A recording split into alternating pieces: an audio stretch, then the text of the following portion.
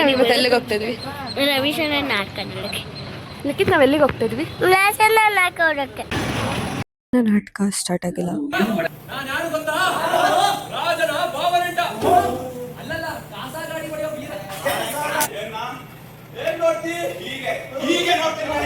ತಂದೆ ತಾಯಿಗೆ ಮಕ್ಕಳ ಮೇಲಿರುವ ಇಂಟ್ರೆಸ್ಟ್ ಯಾವ ಗುರುಗಳು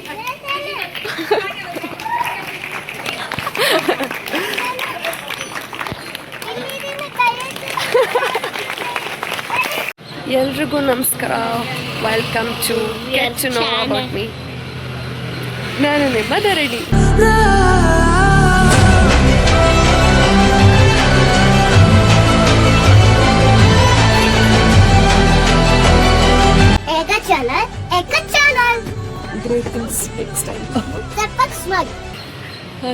ಇವತ್ತು ಎಲ್ಲಿಗೆ ಹೋಗ್ತಿದ್ವಿ? ರವಿಶಂಕರ್ ನಾಟಕ ನೋಡಕ್ಕೆ. ಲಿಖಿತ್ ನಾವ್ ಎಲ್ಲಿಗೆ ಹೋಗ್ತಿದ್ವಿ? ಗೈಸ್ ಇವತ್ತು ರವಿಶಂಕರ್ ನಾಟಕಕ್ಕೆ ಹೋಗ್ತಿದ್ದೀವಿ. ಏನಕ್ಕಂದ್ರೆ ನೋಡಕ್ಕೆ. ಏನಕ್ಕಂದ್ರೆ ನೋಡಕ್ಕೆ. ಅದು ಎಲ್ಲರಿಗೂ ಗೊತ್ತಾ, ಅದು ಎಕ್ಸ್ಟ್ರಾ ಇಡ್ತಿದ್ದೀನಿ. ರವೀಶ್ ಅಂತಮ್ಮ. ಅದು ನಾಟಕ ಇರೋದು ಗಾಯನ ಸಮಾಜದಲ್ಲಿ. ಇವಾಗ ನಾನು, ಚಿಟ್ಟೆ, ಲಿಖಿತ್ ಮತ್ತು ನಮ್ಮಮ್ಮ ಮತ್ತು ನಮ್ಮ ಆಂಟಿ ಎಲ್ಲರೂ ಹೋಗ್ತಾಯಿದ್ವಿ. ನಮ್ಮಮ್ಮ ನಾಟಕ ನೋಡೋಕ್ಕೋಸ್ಕರನೇ ಊರಿಂದ ಬಂದಿದ್ದಾರೆ. ಏನಕ್ಕಂದ್ರೆ ನಾಟಕ ನೋಡೋಕ್ಕೆ. ಏನಕ್ಕಂದ್ರೆ ಗಾಯನ ಸಮಾಜ.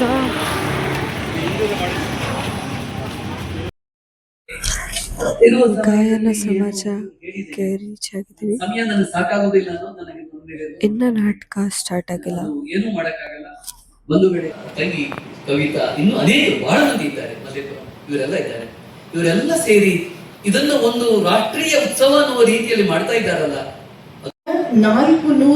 ದೈತ್ಯ ತನ್ನ ಮಗನ್ನ ಎಲ್ಲಿ ಸೇರಿಸಿದ ಸ್ಕೂಲ್ಗೆ ಅಂದ್ರೆ ಅಮೆರಿಕಕ್ಕೆ ಕಳಿಸ್ಲಿಲ್ಲ, ಅವನು ಲಂಡನ್ ಕಳಿಸ್ಲಿಲ್ಲ. ದೈತ್ಯ ರಾಜ ಗೃಹಾಂತಿಕೆ, ಇದು ಭಾಗವತದಲ್ಲಿ ಇರುವಂಥದ್ದು. ತನ್ನ ಮನೆಗೆ ಹತ್ತಿರದಲ್ಲಿರುವ ಶಾಲೆಗೆ ಇಟ್ಟನಂತೆ. ಯಾಕಂದ್ರೆ ತಂದೆ ತಾಯಿಗೆ ಮಕ್ಕಳ ಮೇಲಿರುವ ಇಂಟ್ರೆಸ್ಟ್ ಯಾವ ಗುರುಗಳಿಗಾಗಲಿ ಯಾವ ಬೇರೆ ಯಾರಿಗೂ ಇಲ್ಲ. ಸಂಸ್ಕೃತಿ ಪೋಷಕರು ಅವರಿಗೆ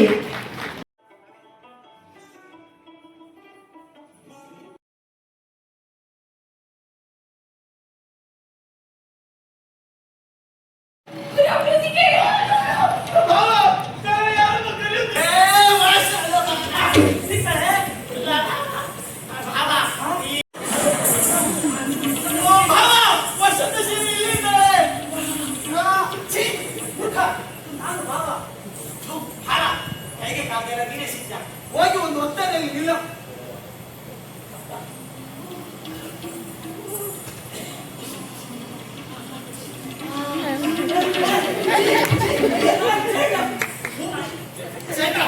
ಇಲ್ಲಿ ಚೇತ, ಅಲ್ಲಿ ಭಾವ, ಅಲ್ಲಿ ಭಾವ, ಇಲ್ಲಿ ಚೇತ, ಚೇತ, ಸುಮ್ಮನೆ ಗೊತ್ತಿಲ್ಲ ಮನೆ.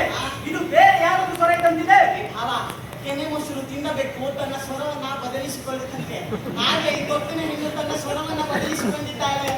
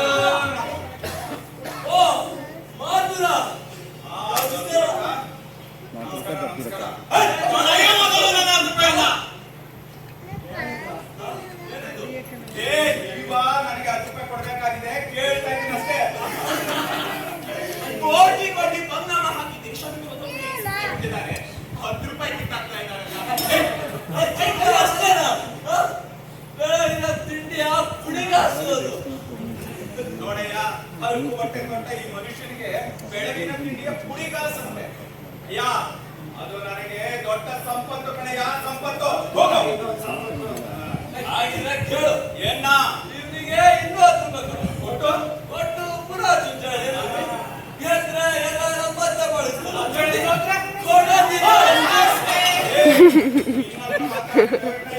ಅಲ್ಲ, ಇಷ್ಟೆಲ್ಲ ಮಾತಾಡೋ ನೀನೇ ಯಾಕೆ ಕೊಡ್ಬಾರ್ದು?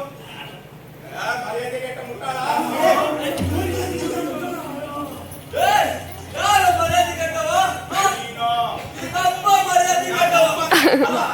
ಹೀಗೆ ಎದುರಾಡೋದು.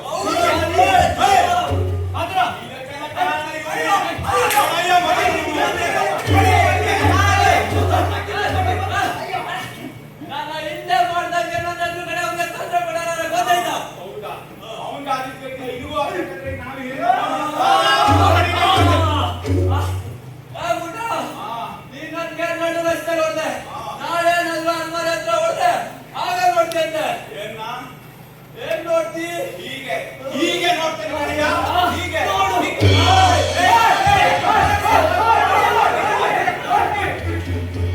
ಹಣ ದೊರಕಿತ್ತು.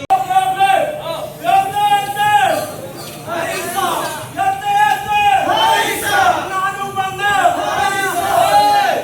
ಏನ್ ನಡೀತಾ ಇದೆ ಅಲ್ಲಿ? ಅಯ್ಯೋ, ಗಾಡಿಯ ಗಾಲಿ ಊತು ಹೋಗಿದೆ, ಸ್ವಲ್ಪ ಸಹಾಯ ಮಾಡ್ತೀರಾ? ಏನು ಊತು ಹೋದ ಗಾಡಿಯನ್ನು ನಾನೇ ತಗೋದೆ? ನಾನು ಯಾರು ಗೊತ್ತಾ? ರಾಜನ ಭಾವನೆಂಟ. ಅಲ್ಲಲ್ಲ, ಕಾಸ ಗಾಡಿ ಹೊಡೆಯೋ ವೀರ.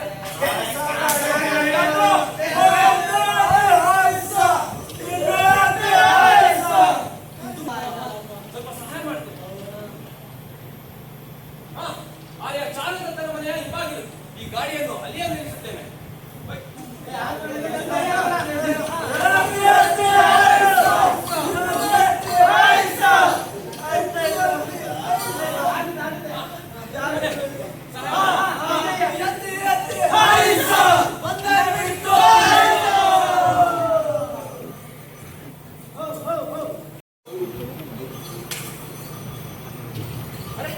ಗಾಡಿ ಭಾರವಾಗಿದೆಯಲ್ಲ, ಅಥವಾ ಗಾಡಿಗಳನ್ನು ಧೂಳಿಗಳಲ್ಲಿರುವ ನನಗೆ ಗಾಡಿ ಭಾರವಾದ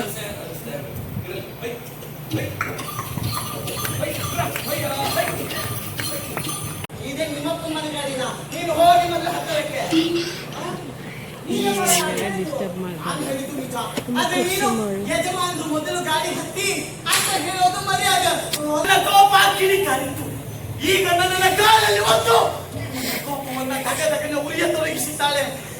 ಕೊಂದೇ ಬಿಡ್ತೀನಿ. ಅಯ್ಯ, ದಯಮಾಡಬೇಕು. ಪುಣ್ಯಾತ್ಮನಾದ ಇಲ್ಲಿ ಗಾಡಿ ಅದಲು ಬದಲು ಆದದ್ದರಿಂದ ನನ್ನ ಗಾಡಿಯಲ್ಲಿ ಬಂದಳು. ಚೆನ್ನ, ನಾನು ಹೇಳಿದ್ದೀನಿ ಕೇಳಲ್ವ ಮಗು ನೀನು?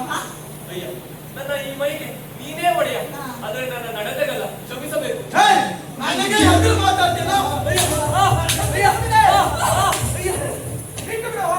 ಅಯ್ಯ, ಬೇಕಿದ್ರೆ ಬಡಿ ಬಂದ್ಬಿಡು, ಅದರಿಂದ ಕೆಟ್ಟ ಕಸಬು ಮಾಡೋದಿಲ್ಲಯ್ಯ. ಈ ಮುದಿನರಿಗೆ ನನಗೆ ಪಾಪದ ಹೆದರಿಕೆ. ಆ ಸ್ಥಾವರ ಚೇತನಿಗೆ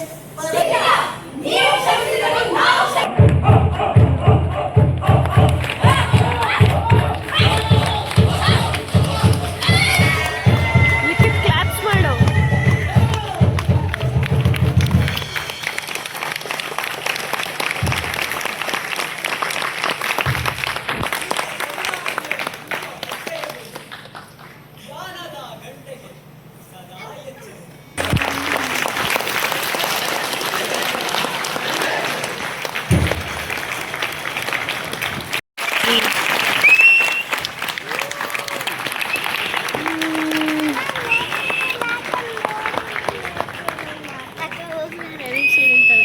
ಇರು.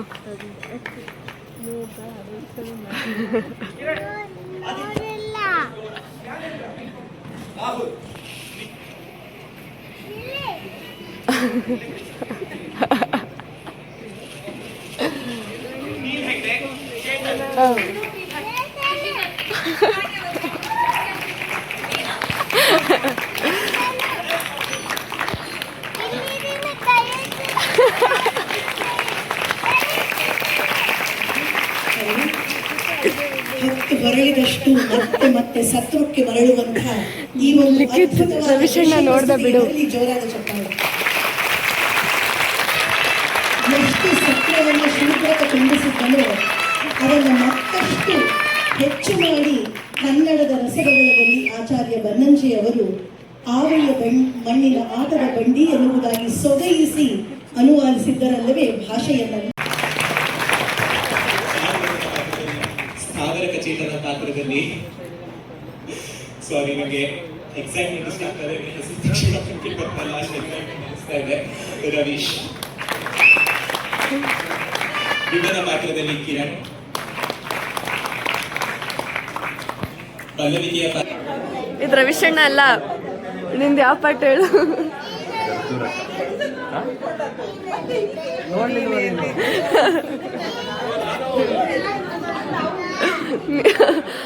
ಅವ್ನು ನಾಟಕ ಮಾಡ್ತಿರ್ಲಿಲ್ಲ ಅಲ್ಲಿ.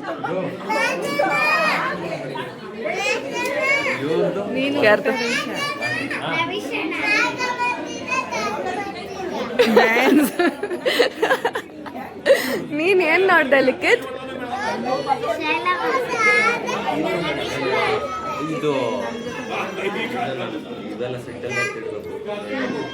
ಅದೇ ಇಟ್ಬಿಟ್ಟು ನಮ್ಮನೆಗೆ ಬರ್ತೈತಾನೆ.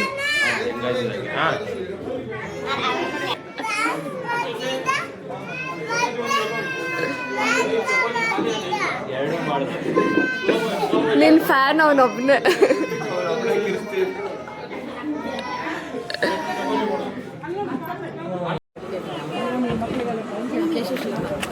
ಅವರೇ ನಾಟಕ ಡೈರೆಕ್ಷನ್.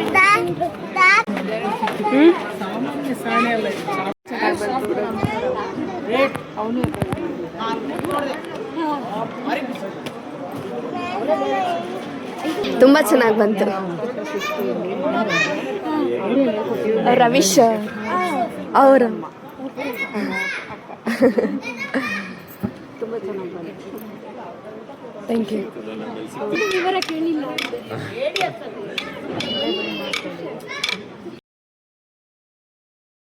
ಪ್ರಶಾಂತ್ ಅಣ್ಣ ಎಲ್ಲಿ ಕೇಳು,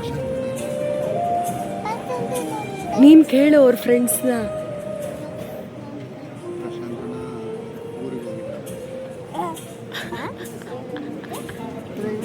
ನಾಟಕ ನೋಡಕ್ ಬರ್ಬೇಕು ತಾನೆ ಅವನು. ಫೋನ್